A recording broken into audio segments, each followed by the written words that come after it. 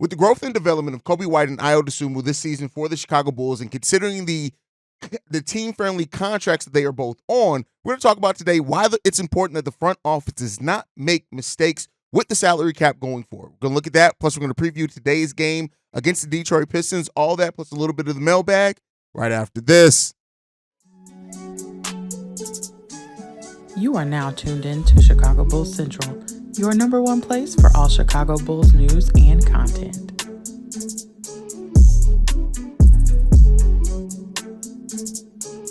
What's going on, Bulls fans? Welcome to another episode of Chicago Bulls Central, your number one spot for everything Chicago Bulls related. I'm the host there, Haize, but more importantly, you guys can follow the channel at Bulls Central Pod on every social media platform we happen to be on. With that being said, let's go ahead and get into this content for today. And with that said, I want to talk about the growth of Ayo Dosunmu and Coby White. Now, I know we talked about it a lot on this channel, but I'm going to talk about it from a different perspective, right? When you look at Coby White and Ayo Dosunmu's contracts, you have Coby White making a little under $12 million a year, a little over in the next upcoming seasons. Ayo Dosunmu's a little over $6.5 million.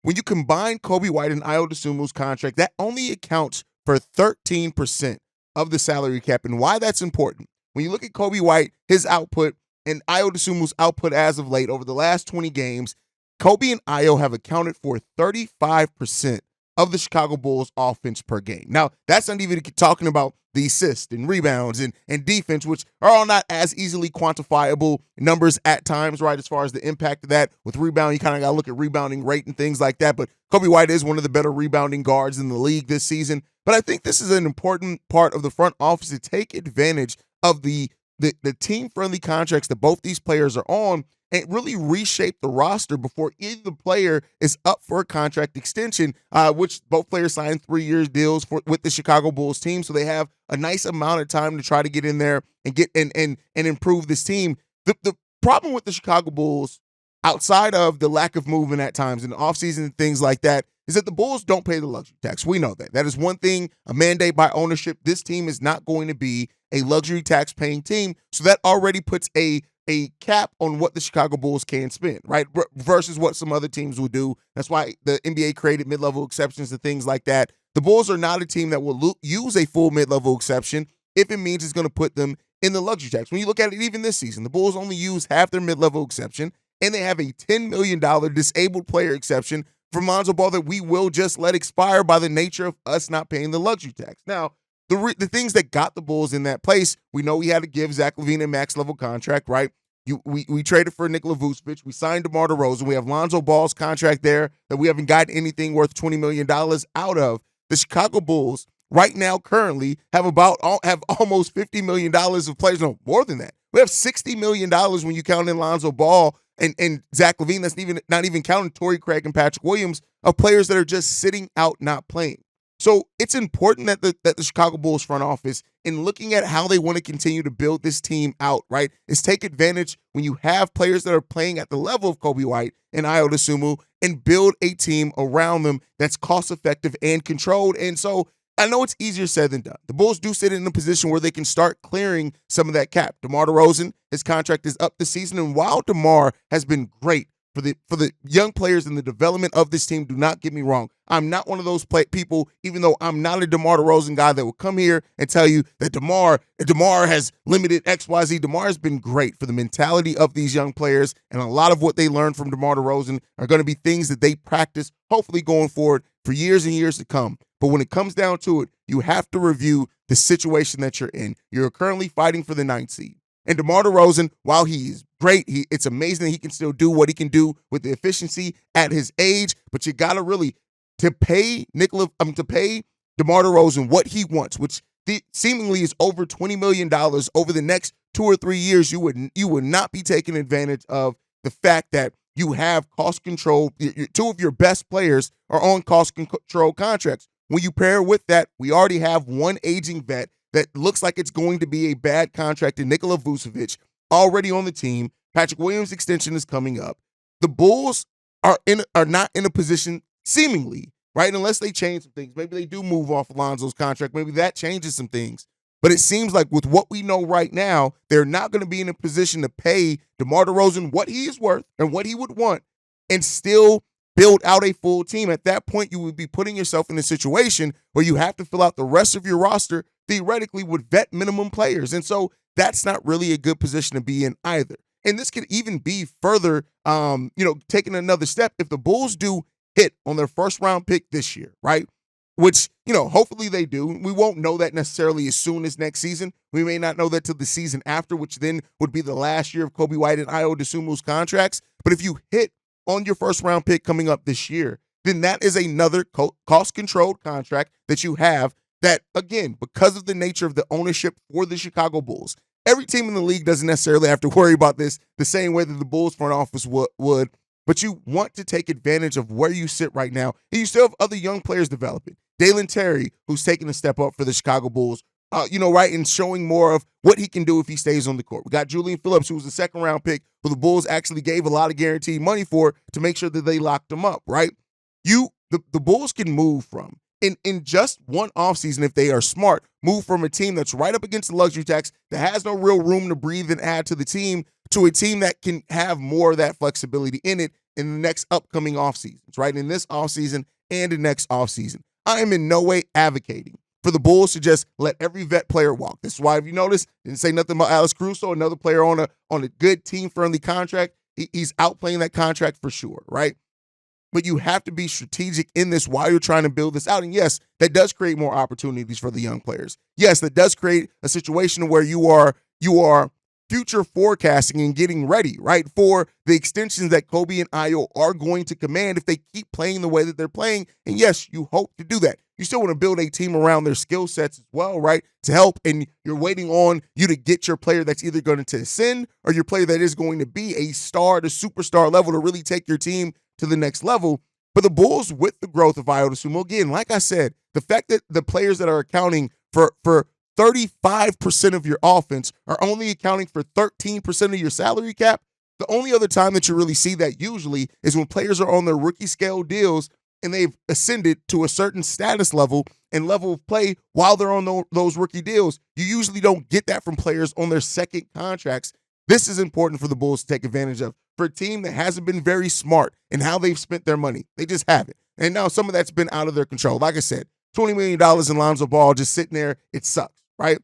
But the Bulls front office has to try to be smarter about how they build this team going forward. You went for it, and I commend you for going for it. You went for it. You traded for Vooch. You signed DeMar. You signed Alex Caruso. You got Lonzo Ball in here. You went for it. You try to make the move right then and there to get this team back to being playoff, to keep Zach LaVine and hope that you were going to build. It didn't go your way because of injuries and everything else, right? And this is all even to say, like, if the Bulls were to be able to move Zach LaVine this offseason, which I have my doubts that they're going to be able to, I think that Zach LaVine will be on this team next season throughout up until the trade deadline. But if you are able to move Zach LaVine this offseason and maybe not have to take back his full salary back in the trade, you can, again, create more alleviation for yourself and get creative. Now, I can say this, you can have all the cap space in the world, but if you still make bullshit-ass signings and you don't draft well, it's not going to mean anything either. So this still puts a pressure on the front office to still make smart decisions and get the right players in the building, but it also gives you a chance to have a little bit more flexibility and take advantage of where you are. The smart front offices operate for now and have an eye on the future.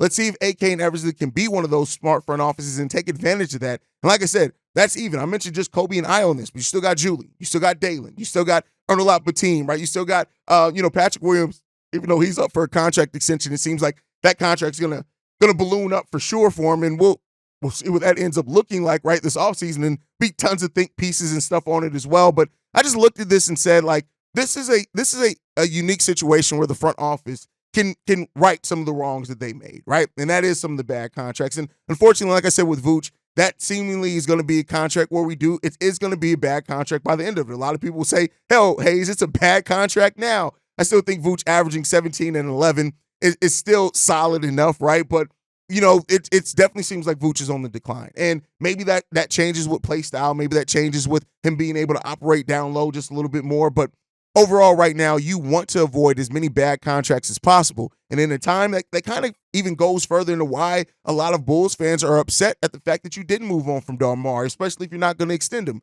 Now, I do look at it and say, hey, the Bulls could still try to get a sign and trade done for him, which is still a possibility. but you did open yourself up to maybe get some more assets. And you didn't do it. Now, once to say that if those assets carried a contract past the season, maybe then you're not getting the salary cap relief, and maybe that's what the Bulls are playing as well. But we'll end up seeing. Now, with that said, the Bulls have 25 games left. Now, we talked a lot about those 25 games between now and around March 16th. It's going to be a difficult schedule for the Bulls. But over these last 25 teams, what is important to this team? And I think outside of making them play, and there are a lot of things that are important for this, right? To continue to see the growth of Ayo Dosunmu and Coby White is definitely at the forefront of that. To a lesser extent, can Dalen Terry keep finding a way to make an impact? And then what does that do for the offseason for Dalen Terry, right? I think that's an important piece to look at as well. Dalen is now getting to the place where he's starting to understand how he can impact the game. That's his defense, that's causing turnovers, that's getting out in transition, and that's his passing in transition. All great things. I need Dalen to work on the half-court passing some because he gets back to being a little erratic in that at sometimes, but I think that'll come. He's too good of a passer in transition for me not to think that he can't develop that half-court passing game for him as well. And the shot, the shooting, right? I think he's going to get more opportunities to score the ball here as his minutes increase. How does he build on that? That is an important part of this. And then you got to look at it. Will players like Onuralp Batim and Julian Phillips get opportunity?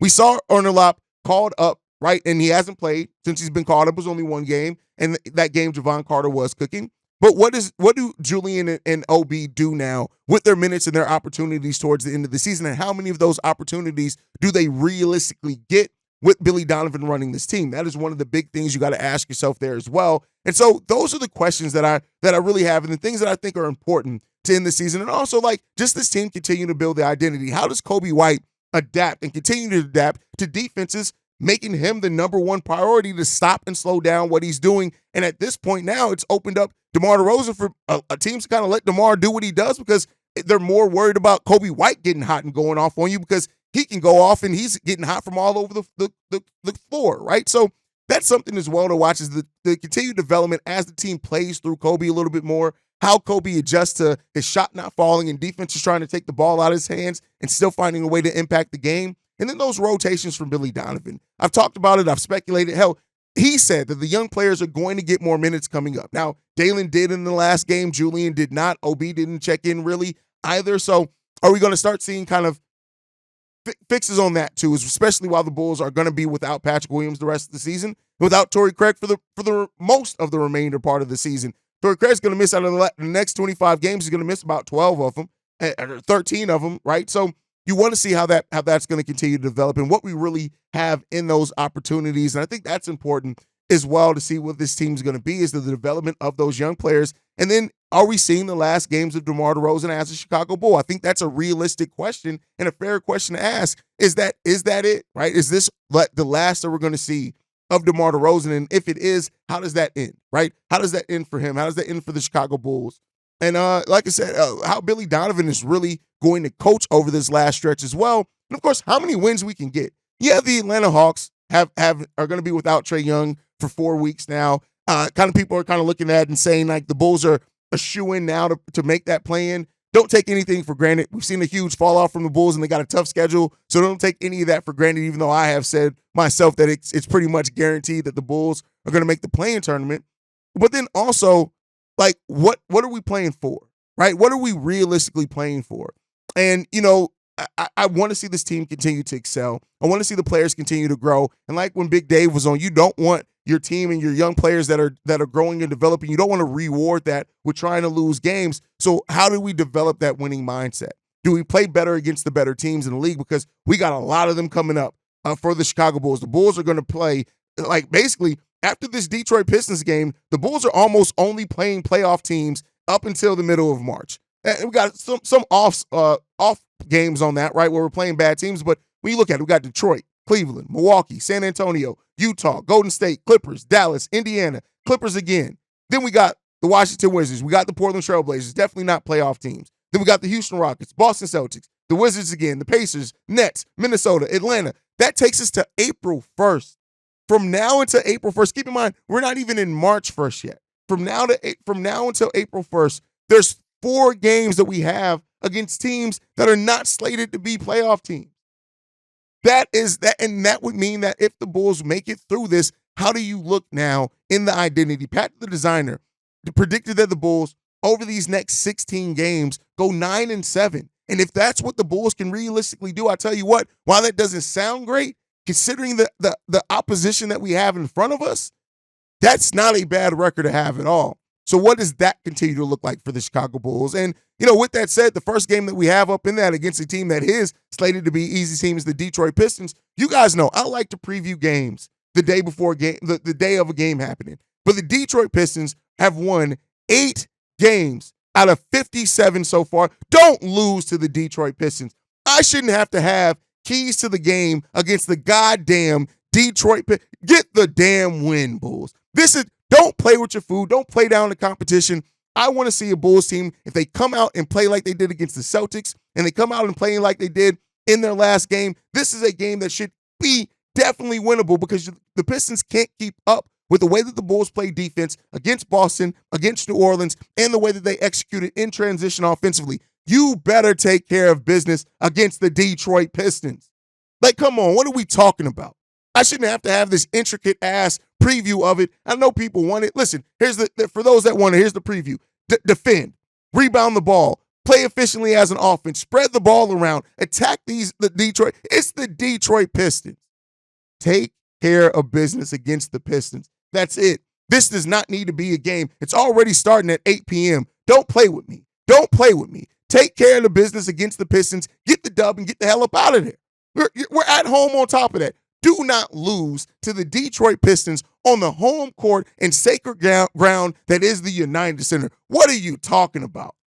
What are you talking about? And by that, I'm not saying that this Bulls team should just come in and be like, oh, we're facing the Pistons. Oh, we can take off tonight. No, I'm saying come out with it with the pride and the execution to come out here and snuff this team out, put on a show for your home court, and make sure that you strangle out every bit of hope that the Detroit Pistons have by coming into Chicago. That's what you need to do. Period. Point blank. Nothing else needed. None. Done. Get it done. That's it. I don't care that we're without Patrick Williams. I don't care that we're missing Torrey Craig. I don't care that we're missing Zach LaVine. This is the Detroit Pistons.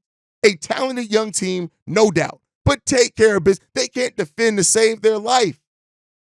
Take care of business against the Detroit Pistons, Bulls. And they almost won the game last night as well against the New York Knicks, only losing by 2. And there was a bad call at the end of that game. Do not let the Detroit Pistons make a fool out of you, Chicago Bulls. Come on, man. What are we talking about? What are we talking about? It's the Detroit Pistons, bro. Take care of the damn business. With that said, we got one voicemail to play today. Let's go and play this voicemail. This one's from Shay. What's up, Haize? It's Shay. You look, man. Hey, I know, first of all, you said in your last video that somebody on the voicemail said that whether Caruso gets back to start lineup, now the Ayo is coming back. Come on, man. You knew that was me. Nah, I'm just playing. I'll let you know. But on some real shit, hey, I think with Ayo coming along, with Coby coming along, I think all we need is Patrick Williams sort of coming into his own. Now, look, I don't know if Dalen Terry is going to be that small forward for us, but I got to say this, man. We really need Herb Jones in the future, and I will consider moving Zach LaVine to the New Orleans Pelicans. Look, I'm not looking for Brandon Ingram. I'm not looking for none of those other motherfuckers, but Herb Jones, that's one person who I would look to try to add him to our young core. Now, look, I know what people going to say, oh, Julian Phillips and Dalen Terry. Yeah, maybe. And maybe Jay Dalen could be that guy. I'm not saying he can't. But for right now, you don't know if DeMar going to come back. And then you did say that you want to preserve the youth movement. Who better than to start that youth movement with Patrick Williams might come into his own next year. And then Ayo Dosunmu and Coby White looking to add on what they doing this year. And then do Herb Jones. Now, look, I know I was adamant about the OG Anunoby, whatever, but Herb Jones fits the timeline, and I don't know, I can't say championships, but I can see consistent playoff runs, but we still need that veteran leadership, and that's one person that I would look to bring in next year, because I don't think that there will be enough room for him to do what he wants to do in that New Orleans Pelicans system, especially with B.I. probably wanting to move back to the small forward spot, and then Zion Williamson in that power forward spot. So I feel like that he would be a good piece for us, at the 3 spot. So you have a starting 5 of him, Coby White, Ayo Dosunmu, and Patrick Williams, and maybe a future big if we decide to get one. But hey, that's just me. Anyway, tell me what you think. Peace. All right, Shay. Bulls getting Herb Jones. Here's what I'll say.